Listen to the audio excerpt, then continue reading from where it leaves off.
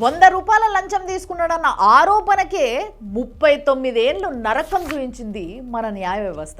జాగేశ్వర్ ప్రసాద్ అవధ్య అనేటైన 1986లా నువ్వు ₹100 లంచం తీసుకున్నావు అనే ఆరోపణ పైన ఆయనను సస్పెండ్ చేసిండ్రు. తర్వాత 6 ఇయర్స్ తర్వాత మళ్ళీ డ్యూటీ ఎక్కిండు, కానీ సగమే జీతం ఇచ్చిండ్రు. ప్రమోషన్లు కూడా ఆపేసిండ్రు. పాపం ఆ టైంలో ఆయన పిల్లలు చిన్న ఉండి చదువుకుంటుర్రు అని చెప్పేసి నానా కష్టాలు పడ్డాడు. తర్వాత ఈ స్ట్రెస్లా ఆయన భార్య కూడా చనిపోయింది. ఆయన రిటైర్ అయిపోయిండు.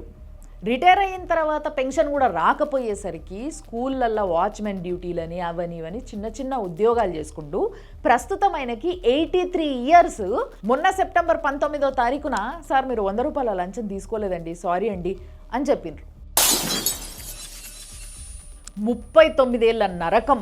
భార్య చనిపోయింది, పిల్లల చదువులు ఆగమైనాయి. ఇప్పుడు 83 ఏళ్ళు వచ్చిన తర్వాత నేను తప్పు చేయలేదని ఇప్పుడు కన్నా తెలిసింది కదా, మరి నా పెన్షన్ పైసలు నాకన్నా ఇప్పియుండ్రి, నాకు ఇల్లు కూలిపోయింది రిపేర్ చేయించుకుంటా అని చెప్పేసి అంటున్నాడు.